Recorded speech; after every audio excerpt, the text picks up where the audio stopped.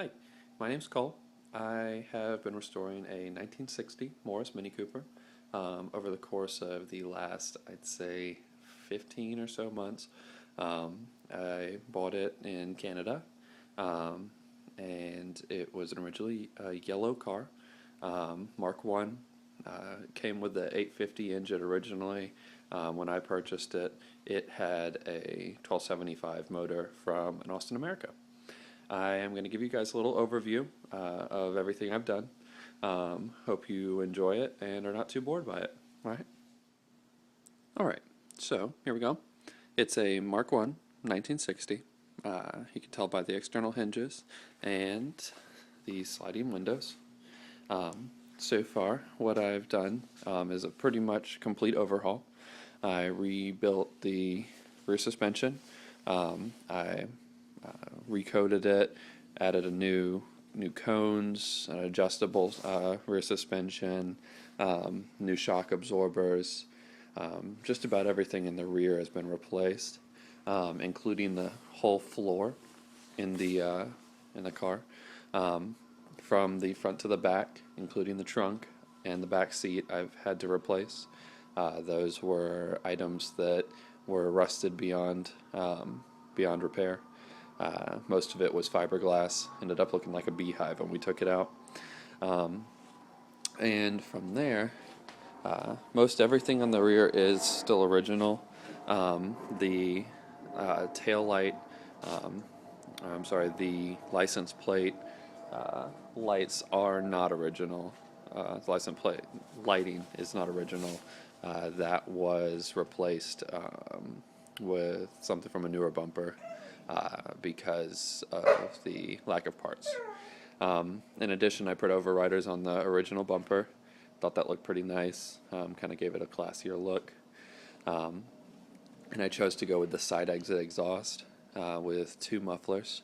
A little bit quieter. I am going to be driving this pretty regularly, so it's something that I figured would probably be a good idea. It's just the stage 1 Sportex exhaust from Minisport. In addition, I got new tires and wheels. They are the Minotaur mini wheels. They look like mini lights. Kind of just like that look, but didn't like the price. So I went ahead and replaced those. Got new arches for the wheels to replace that original look without those arches, since I did some work in the front of the car, which we'll go over in a minute.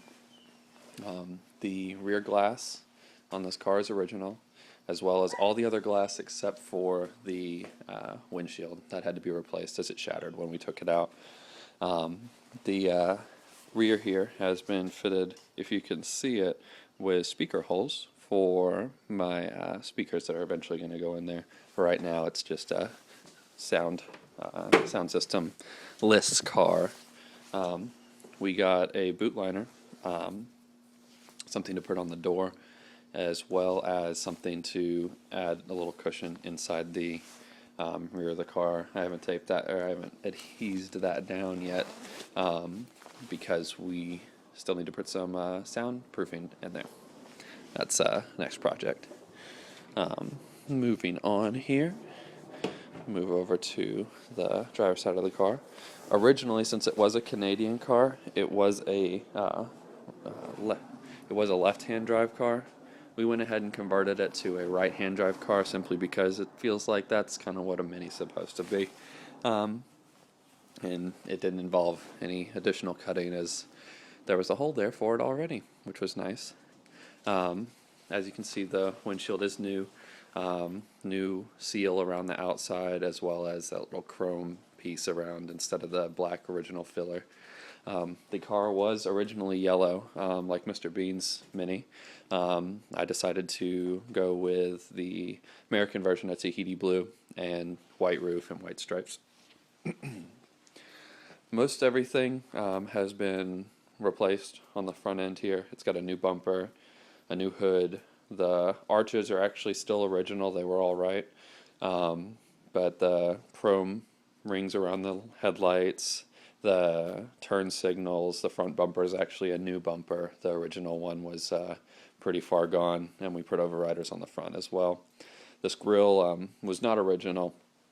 The grill that was on it was a Mark I grill that needed some work, and I just preferred the styling to this on this one a little bit more.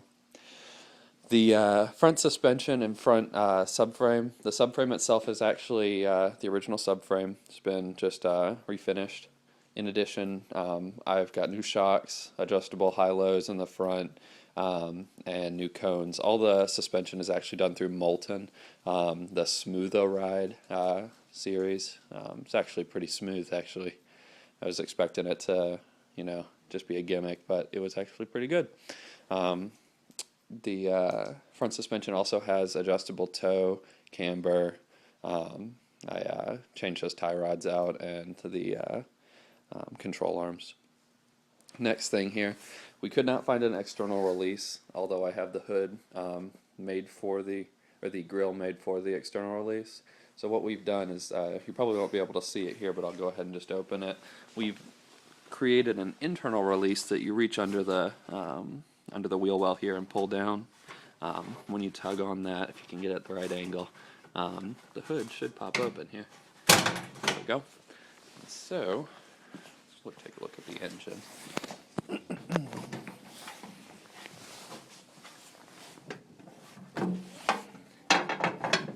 So what we have in the engine compartment is a 1275 Austin America engine. Everything on it is stock head, stock flywheel, cam, crank, all that stuff. No uprated pistons, nothing like that. All of it's original. The only thing that is in this engine compartment that was not in the original car is an alternator and the headers on the car, which are a stage 2 ManaFlow header system.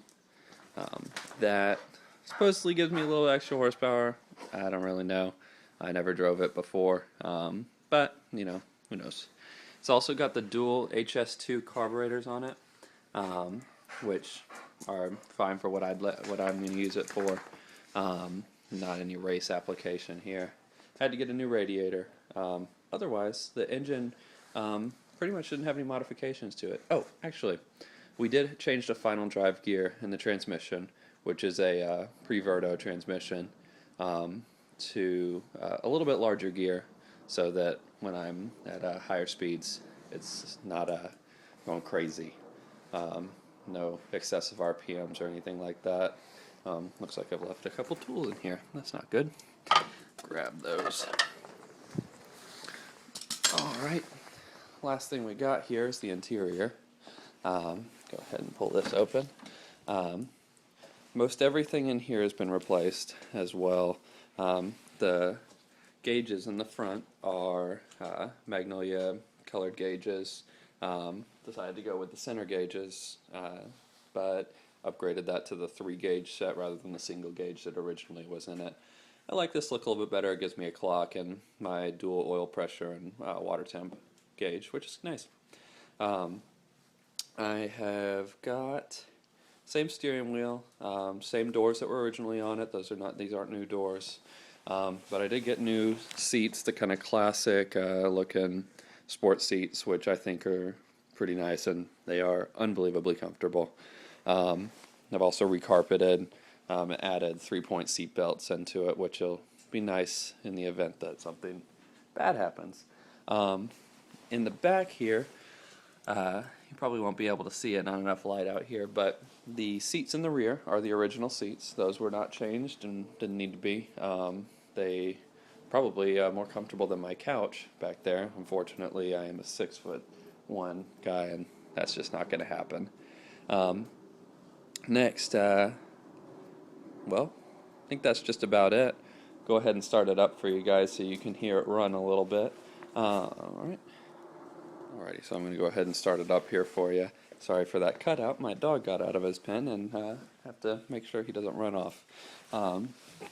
So, as we're looking at the gauge set here, we got the regular heater switch here. The headlights, kind of see that it lights those up, not very bright. In addition, we have the windshield wipers right here, which I won't turn on because we'll hit our hood. But here we go. Hopefully it starts up. Starts right up. Need to adjust that idle a little bit, but otherwise it runs pretty damn well, if I do say so myself. We got a little exhaust leak right now, but that's okay. But yeah, that's all I have for you guys today, and other than that, you might notice this red button here. That's my new horn. But alright, hope you guys enjoyed the video, and give me some good ratings. Bye.